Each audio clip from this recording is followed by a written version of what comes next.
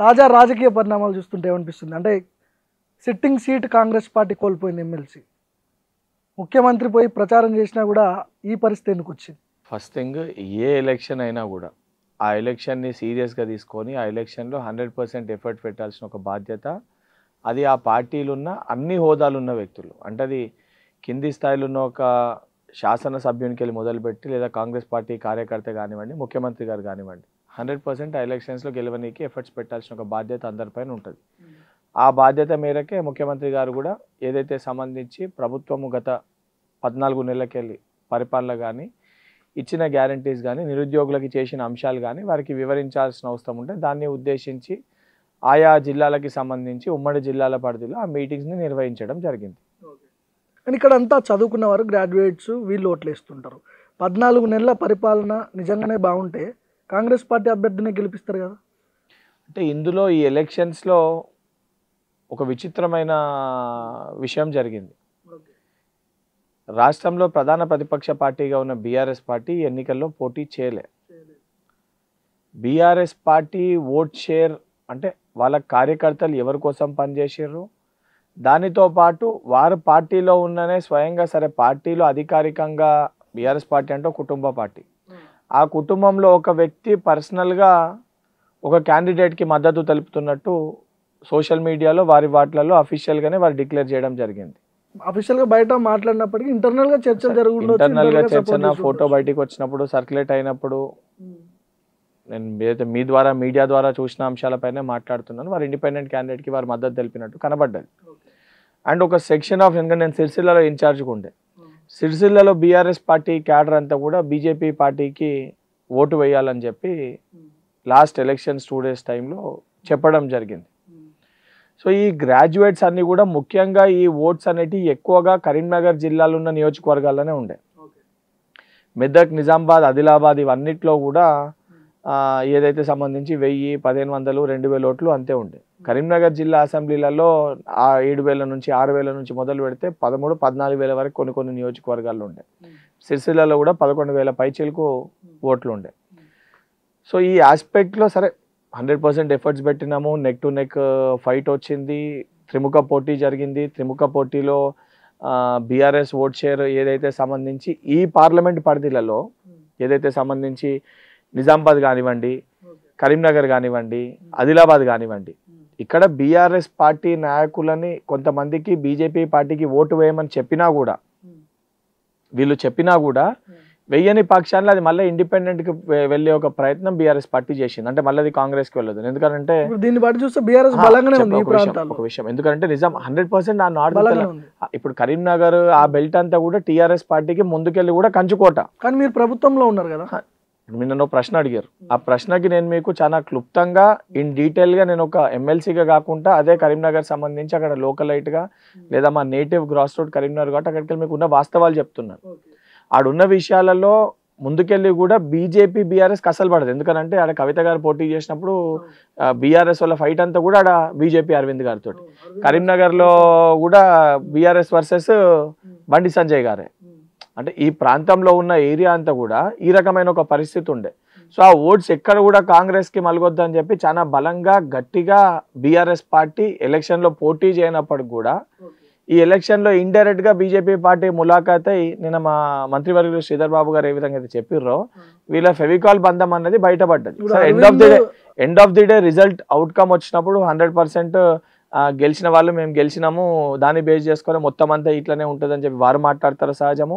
మేము కూడా త్రిముఖ పోటీ చేస్తే ఇదే గ్రాడ్యుయేట్ ఎలక్షన్స్లో మల్లన్న గారి పోటీ చేసినప్పుడు బీజేపీ రాకేష్ రెడ్డి గారు, ప్రేమేందర్ రెడ్డి గారు పోటీ చేస్తే రిజల్ట్ ఏ విధంగా కూడా అది కూడా చూసినాము. సేమ్ ఇదే లోకల్ అథారిటీస్లో మహబూబ్ నగర్ జరిగిన ఎలక్షన్స్లో అక్కడ బీజేపీ పార్టీ పోటీ చేయక బీఆర్ఎస్ పార్టీకి, ఎందుకంటే అక్కడ కూడా బీజేపీ పార్టీకి కౌన్సిలర్లు కొన్ని స్థానాల్లో ఉండే ఆ ప్రాంతంలో, వాళ్ళు ఎవరికి ఓటేస్తుంది బీఆర్ఎస్ పార్టీకి ఎట్లా అడ్వాంటేజ్ అయింది, ఇవన్నీ కూడా ఒక్కొక్క ఎలక్షన్ ఒక్కొక్క స్ట్రాటజీ ప్రకారంగా రిజల్ట్ అనేది అవుట్కమ్ కనబడుతుంది. కానీ ఇక్కడ పూర్తి స్థాయిలో సరే అభ్యర్థిగా కొన్ని స్థానాల్లో ఏదైతే సంబంధించి వారికి సమయాభావం కానీ లేదా కొంతమంది అక్కడ పనిచేస్తున్న దాని వలన వారికి కొన్ని జాగాలలో పని ప్రాపర్గా జరగలేదని వారికి సహజంగా అనిపిస్తుంది. కొన్ని జాగాల బలంగా వారికి ఏదైతే కమ్యూనికేట్ అయిందో జరిగిన చోట జరిగిందని చెప్పి వారికి భావిస్తుంది. అండ్ ఇదంతా కూడా హోరాహోరీనై ఫస్ట్ ప్రయారిటీ ఓట్లో మనకు రిజల్ట్ రాలే. సెకండ్ ప్రయారిటీ ఓట్స్లో లాస్ట్కి 5,000 ఓట్స్ తోటి ఏదో బీజేపీ పార్టీ గెలిచినట్టు, అంటే బీజేపీ పార్టీ అనేది విక్టరీ సాధించింది. ఈ సాధించిన విక్టరీని బేస్ చేసుకొని ఇంకోటి, ఈ ప్రాంతంలో భారతీయ జనతా పార్టీ కూడా అంతే బలంగా ఉంది. వాళ్ళకు ఉన్న 8 మంది ఎమ్మెల్యేల 7 ఎమ్మెల్యేలు ఇక్కడికి వెళ్ళే ఉన్నారు. వారికి ఈ పార్లమెంట్ సభ్యులంతా గెలిచిన దాంట్లో వాళ్ళకి 4 సంబంధించి 4 పార్లమెంటు ఎంపీలు ఇదే స్థానంకి వెళ్ళి ఉన్నారు. ఒక కేంద్ర మంత్రిగా ఉన్నారు. ఇదే సంబంధించి కరీంనగర్ లోకల్ అథారిటీస్, లోకల్ మున్సిపాలిటీలో వాళ్ళే మేజర్ బీఆర్ఎస్ తర్వాత ఎక్కువ అత్యధిక కౌన్సిలర్లు వాళ్ళకు ఉన్నారు. అదేవిధంగా నిజామాబాద్లో కూడా ఉన్నారు. వారు కూడా బలంగా ఉన్న ప్రాంతమే. ఈ ప్రాంతం అంతా కూడా వారు కూడా బీసీ అభ్యర్థికి అక్కడ ఎమ్మెల్సీ టికెట్ అనౌన్స్ చేసి ఉంటే ఇట్లాంటి పరిస్థితి వచ్చేది కాదని చెప్పి చాలా మంది మాట్లాడుతున్నారు. రిజల్ట్ అవుట్కమ్ బయటికి వచ్చినాక దానికి ఒక్కొక్కరు ఒక్కో రకంగా విశ్లేషిస్తారు. ఇప్పుడు ఇదే సంబంధించి ఆల్ఫోర్స్ నరేందర్ రెడ్డి గారు ఒక 5,000 ఓట్లతోటి ఓడిపోయిన కాడ 5,000 ఓట్లతోటి నరేందర్ రెడ్డి గారు బయటపడింటే ఈరోజు మాటలు వేరే రకంగా మాట్లాడుతుండే. ఇప్పుడు రిజల్ట్ దాని ప్రకారంగా ఇది చేస్తే బాగుండే, అది చేస్తే బాగుండే అనేది మనం చాలా చెప్పొచ్చు. అన్ని ఆలోచించి పార్టీ ఒక నిర్ణయం తీసుకొని ఎవరికి టికెట్ ఇవ్వాలని చెప్పని పార్టీ పెద్దలు, ఆ జిల్లాలో ఉన్న మంత్రివర్యులు, ఏదైతే రాజకీయంగా సుదీర్ఘంగా అనుభవం ఉన్న వ్యక్తులు అందరూ కూడా నిర్ణయించి ఒక నిర్ణయానికి వస్తారు. ఆ నిర్ణయాన్ని పార్టీ ఒక నిర్ణయానికి కట్టుబడి పనిచేయాల్సిన బాధ్యత నా సొంటి పార్టీ కార్యకర్తల పైన. నేను ఈ ప్రశ్నలు ఎందుకు అడుగుతున్నా అంటే కాంగ్రెస్ పార్టీపై రెడ్ల పార్టీ అనే ముద్ర ఉన్నది. నాకేమనిపిస్తుంది అని అంటే నా ఇండివిజువల్ ఒపీనియన్ ఏమనిపిస్తుంది అంటే ఎవరికన్నా కూడా ఫస్ట్కి వెళ్ళి పార్టీలో నిలబడ్డ కార్యకర్త ఎవరున్నా ఒక కులాన్ని కానీ దేన్ని కూడా ఉద్దేశించి విమర్శించి మాట్లాడే వ్యక్తిని నేను కాదు. ఎందుకంటే నీ చేతిలో నా చేతిలో ఉండదు. పుట్టే ముందు మనం ఏ కులంలో పుట్టాలని చెప్పి మనం నిర్ణయించుకొని పుట్టేది ఉండదు. నీకు నచ్చినా నచ్చకపోయినా సచ్చేంత వరకు నువ్వు ఆ ముద్ర మొయ్యాల్సిందే. నువ్వు సచ్చిన తర్వాత కూడా నీ ముద్ర అనేది నీ పైన ఉంటుంది. సో మన చేతిలో లేని దాని గురించి లేదు వీళ్ళకి ఇవ్వాలి వాళ్ళకి ఇవ్వాలి, సరే ఏ సామాజిక వర్గానికి ఏ కులంలో పుట్టిన వారికి ఏం కావాలి వారికి అడిగే హక్కు ఉంటుంది. దాన్ని నేను తప్పు పడతలే, 100% అడగొచ్చు. ఎవరికి ఏది కావాలి, మేము ఇంత ఉన్నాం మాకు ఇంత కావాలని. కానీ ఇతర కులాలని విమర్శించే హక్కు మటుకు ఎవరికి లేదు. అది ఎవరికన్నా కూడా లేదు. బీసీ కులగణన చేసింది కాంగ్రెస్ పార్టీ. బీసీ కులగణన పత్రాలను మొన్నటి వరకు ఎమ్మెల్సీగా ఉన్నటువంటి మీ పార్టీలో ఎమ్మెల్సీగా ఉన్నటువంటి తీన్మార్ మల్లన్న చించేసినందుకే సస్పెండ్ చేసిరా, లేకపోతే ఒక బీసీ నాయకుడు ప్రభుత్వంపై కొట్లాడుతున్నాడు సొంత పార్టీలో ఉండి రేపటి రోజున మనకి ఏమైనా థ్రెట్ అవుతాడేమో అని చెప్పి భయంతో సస్పెండ్ చేయాల్సి వచ్చింది? భార్గవ్ భాయ్, నువ్వు ఒక ఛానల్లో వర్క్ చేస్తావు. నువ్వు ఒక ఛానల్లో వర్క్ చేసినప్పుడు ఈ ఛానల్ బాగలేదని చెప్పి ఆ ఛానల్ మైక్ పట్టుకొని ఆ ఛానల్ కెమెరాని యూజ్ చేసుకుంటూ ఆ ఛానల్ శాలరీ ఇచ్చే కెమెరామెన్ నీ వీడియో తీసుకుంటూ నువ్వు అదే ఛానల్ని తిడితే కరెక్టా? యాక్సెప్ట్ చేయరు కదా. అట్ ద సేమ్ టైం ఒక పార్టీలు ఉన్నప్పుడు మనం ఏ పార్టీలో ఉన్నా ఆ పార్టీకి సంబంధించి నీకేమన్నా ఇబ్బందులు జరిగినప్పుడు, నీకేదైనా ప్రాబ్లం అని చెప్పి నువ్వు భావిస్తున్నప్పుడు, ఆడేదైనా ప్రాపర్గా జరుగుతలేదని చెప్పి నీకు అనిపిస్తున్నప్పుడు దానికి చెప్పే విధానము, చెప్పే ప్రొసీజర్, చెప్పే ప్రక్రియ, చెప్పే మనుషులు ఉంటారు. గతంలో రాష్ట్రంలో లెట్ మీ కంక్లూడ్ అయిపోయినాక నువ్వు దానికి అడుగు 100% సమాధానం చెప్తారు. నీకు ఇక్కడ ఏమన్నా ఒక పార్టీ ఒక నిర్ణయం తీసుకోకముందు దానిపైన సలహా సూచనలు ఎన్నన్నీ ఇవ్వచ్చు. యాజ్ అ పార్టీ పర్సన్ నీ పైన ఆ రైట్ ఉంది.